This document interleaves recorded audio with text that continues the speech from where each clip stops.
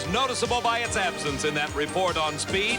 Don Garlits was in the forefront of the quest for 280 miles an hour.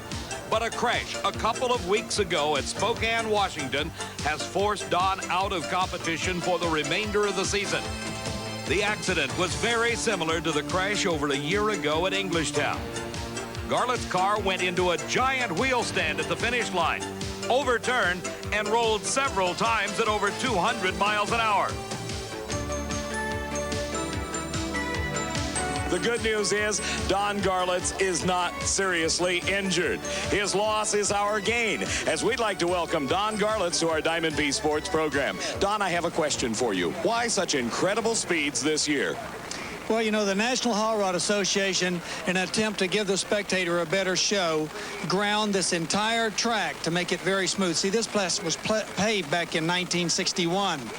And when they did that, it keeps those wheels on the ground just perfect right through the lights, and that equates to more speed. Well, speed is just what we've had. Right now, we're ready for the second round of Top Fuel Eliminator. Don, it's time we go to work. Joe Amato, the world's fastest dragster, coming up to the line. Is he going to go 280 again? That's the big question, Don, and everybody here at Indianapolis Raceway Park is watching as Joe Amato in round number 2 of Top Fuel goes off against Frank Bradley. And Don, you know Bradley's got to be concerned about Amato and that 280 mile an hour plus speed. You bet. Joe Amato, the fastest man in all of drag racing, locked in a battle for the World Championship title. Frank Bradley at this U.S. Nationals, running better than he ever has in his career. Now in round number 2, facing Amato. Bradley is in the near lane, Amato in the far lane. Both drivers, having completed their burnout procedure, now approach the starting line. Getting set for the race. It's a good start. Amato appears to have the lead. And Amato wins it. Elapsed time is 5.37 seconds. His speed, though, 273 miles an hour, off the pace just a bit, Don. Well, he's probably saving his engine for round 3. You know, that World Championship points chase is a serious thing. Here's a man that takes that World Championship very seriously. This is Darryl Gwynn, the most recent winner on the NHRA National Event Trail. In qualifying, Gwynn had an experience that he would not like to repeat in eliminations, an engine explosion. As he was about 3/4 of the way down the quarter-mile racetrack, the engine let go. Well, as you can see, a tremendous blower explosion here. All the safety straps have done their job. Most of the parts still remain on the engine, except one errant piece somehow punctured the right rear tire. So, Darryl Gwynn, did you have any control problems, or did it maintain pressure till you get it stopped? No, I don't think it became flat till pretty close around here, around the corner. But an explosion like that, the number one thing is you want to try and get the shootout right away. And that was the main objective, was get the car slowed down, because the run ain't over till you're around here and stopped and out of the car and safe. And that's the main thing I was trying to do, was get around this corner. Clearly, he came back. Now in the second round, he races against Bill Mullins. Mullins had the upset of the day in the first round of competition as he took on Gary Ormsby, the #1 qualifier. It was in the last qualifying session that Ormsby, by just a few thousandths of a second, edged out Joe Amato for the #1 spot. However, today in the first round of competition, Ormsby lost traction at the starting line and lost the race. Don had a chance to talk to Ormsby. One of the problems of having the fastest and quickest car at the event is you have so much horsepower, sometimes hard to deal with on that first round, isn't it? It's real hard, and it's right on the edge, as you well know, and it's a fine line there between getting down that racetrack and smoking the tires. Gwynn in the near lane, along with Mullins, trying to reach that round number 3, or the semifinals. Gwynn is locked in that chase for the World Championship title.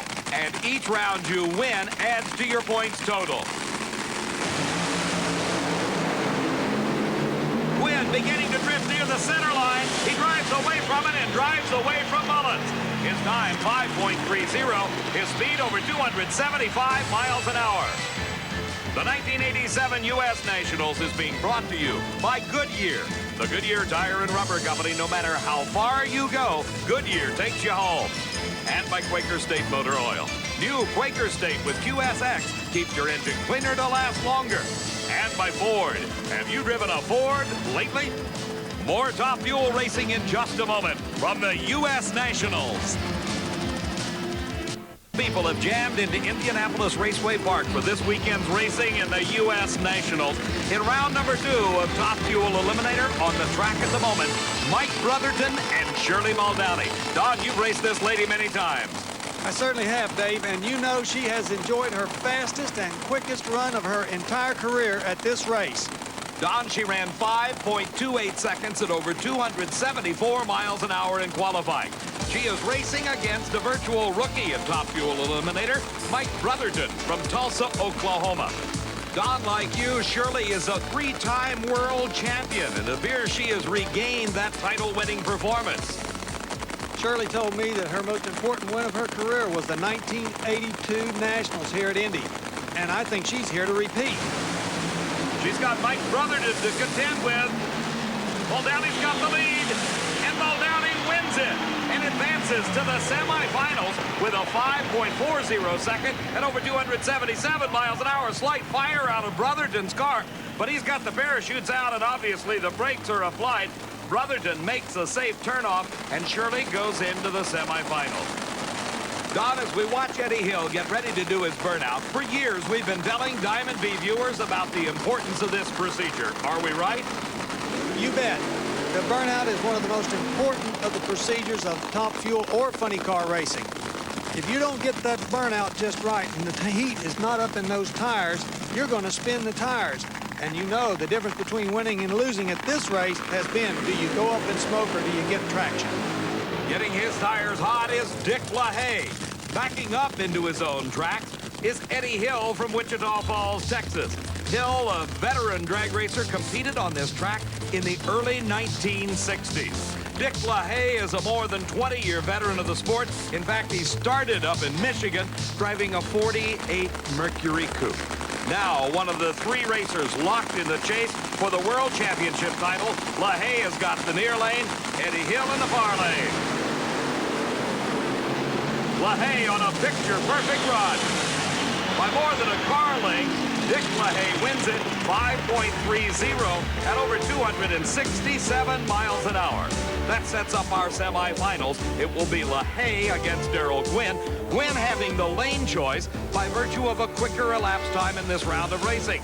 The other pair, Joe Amato against Shirley Muldowney. Amato having lane choice. Steve? Well, I'm standing with a lady who just recorded a career best top speed at 277 miles per hour. It's fast. Would have liked a little better ET. 540. Well, it shook on me out there, but it's clean and nice, and we know what to do. You can go back to that 528 from the first round? Yeah, we get to, 28, and that may, I think 2 more 28s might do it. Okay. Get to race my friend Joe. That's right, Shirley Muldowney and Joe Amato side by side.